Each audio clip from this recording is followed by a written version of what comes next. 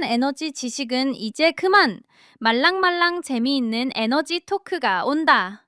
세상의 모든 에너지를 이야기하는 팟캐스트, 그것이 알고 싶당. 안녕하세요. 여러분의 에너지 궁금증 해결사, 솔랑이입니다. 그리고 오늘도 제 옆에는 대한민국 에너지 시장의 맥을 짚어주실 분이 함께합니다. 안녕하세요. 에너지 혁신 전문가 주 한국에너지 서비스의 정세일입니다. 부대표님, 저희가 지난 시간에 태양광 맛집을 열고 싶은데 도로가 꽉 막혀서 8년이나 기다려야 한다는 개통포화 문제를 다뤘었죠. 그런데 오늘 제가 본 뉴스는 그 막힌 도로의 원인이 단순한 교통체증이 아니었다는 사실을 보여줘서 정말 충격적이었습니다. 혹시 2조 원 규모의 발전 사업권을 따낸 회사가 알고 보니 좀비 회사였다는 그 기사 말씀이시군요. 네, 맞습니다. 진짜 사업을 하려는 사람들은 대기표만 받고 발만 동동 구르는데 사업할 능력도 의지도 없는 유령 같은 회사가 핵심 도로를 떡하니 가로막고 있었다는 거잖아요. 이건 거의 범죄 아닌가요? 솔랑이님, 심정이 충분히 이해됩니다. 바로 전력망 알박기 문제의 가장 아픈 현실이죠. 이건 단순한 비유가 아니라 현재 우리 전력 시장의 시스템 실패를 명확하게 보여주는 실제 사건입니다. 전력망 알박기. 부동산에서나 듣던 말인데 전력망도 알박기가 가능한가요? 원리가 뭔가요? 원리는 의외로 간단합니다. 저희가 지난 시간에 썼던 맛집 비유를 다시 한번 가져와 보죠. 맛집을 열려면 구청에서 영업 허가를 받아야 하잖아요. 이 전력망 알박기는 사업 능력도 자본도 없으면서 일단 영업 허가부터 받아 놓고 보는 겁니다. 아, 그럼 그 허가증 자체를 나중에 진짜 사업하고 싶은 사람한테 프리미엄을 붙여서 팔 수 있다는 거군요. 정말 부동산 투기랑 똑같네요. 정확합니다. 그게 바로 허수 사업자들의 진짜 속셈입니다. 이번에 문제가 된 유탑건설은 계속 적자를 보던 회사였는데 무려 2조 원짜리 해상통역 사업 허가를 따냈어요. 그리고 불과 10개월 만에 파산 신청을 했습니다.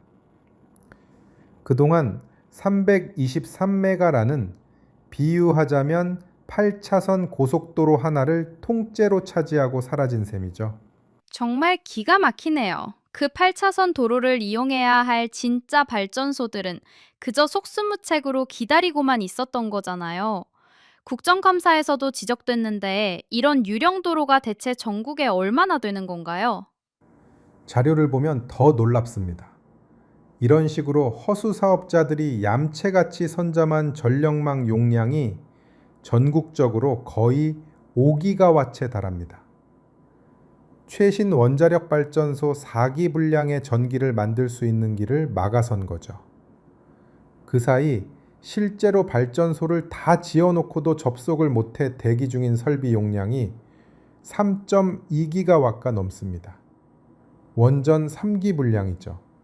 한쪽에서는 길이 남아돌아 놀리고 있고, 다른 쪽에서는 길이 없어서 전기를 못 보내고, 정말 비효율의 극치네요. 그럼 관문을 지키는 전력위원회는 대체 뭘 한 건가요? 왜 이런 좀비 회사한테 허가증을 내준 거죠? 바로 그 지점이 이 문제의 첫 번째 단추입니다. 허술한 허가 기준이죠. 전력위원회에서 발전사업 허가를 내줄 때 이 회사가 정말 2조 원짜리 사업을 감당할 재무 능력이 되는지, 사업을 성공시킨 경험, 즉 트랙 레코드가 있는지를 면밀히 심사했어야 하는데 그 과정이 형식적이었다는 비판을 피할 수 없습니다. 일종의 초보 운전자에게 대형 트럭 운전면허를 내준 셈이네요.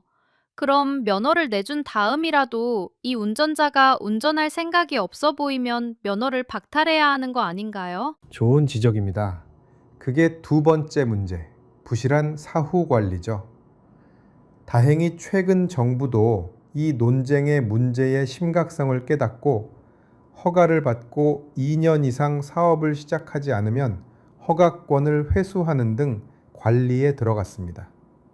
실제로 최근 몇몇 사업자의 허가가 취소되기도 했고요. 하지만 이미 알박기를 해놓은 사업자들이 워낙 많아서 이걸 다 정리하려면 상당한 시간이 걸릴 겁니다. 결국 얌체 주차한 차들을 일일이 찾아내서 견인 조치를 하는 거군요. 그런데 애초에 주차장 자체가 너무 좁아서 문제가 된 것도 있잖아요. 네. 세 번째는 근본적인 인프라 부족 문제입니다. 알박기 차량들을 다 견인해내도 전력 수요가 많은 수도권으로 전기를 보낼 고속도로 자체가 부족한 건 여전히 숙제죠. 하지만 이 고속도로 건설은 주민 반대 등으로 계속 지연되고 있습니다. 평균 5, 6년씩 늦어지는 게 현실입니다. 정말 복합적인 문제네요. 허가도 문제, 관리도 문제, 인프라도 문제. 그럼 당장 태양광 사업을 하고 싶은 보통 사람들은 이 난장판 속에서 어떻게 해야 하나요? 그래서 저희가 지난 시간에 이야기했던 새로운 영업 전략들이 알박기 문제의 현실적인 탈출구가 될 수 있습니다. 꽉 막힌 고속도로 앞에서 하염없이 기다리는 대신 피크타임엔 쉬는 건전지형 저장 장치, 대용량 스마트 냉장고를 두는 것, 가계업에 대기업에 전송 납품하는 방식 같은 대안을 아주 적극적으로 모색해야 합니다.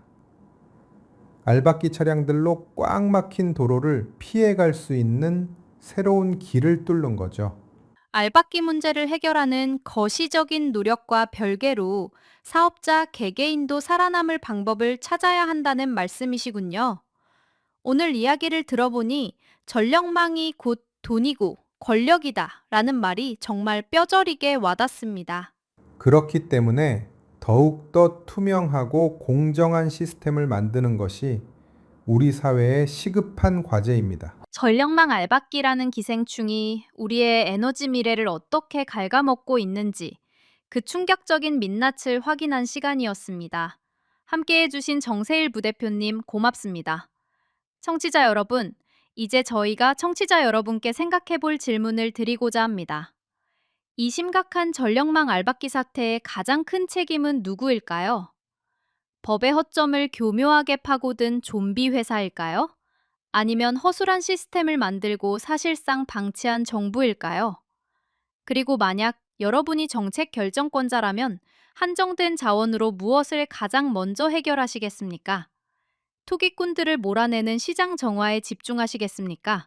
아니면 시간이 걸리더라도 도로 확장 공사에 올인하시겠습니까? 여러분의 날카로운 지혜를 기다리겠습니다.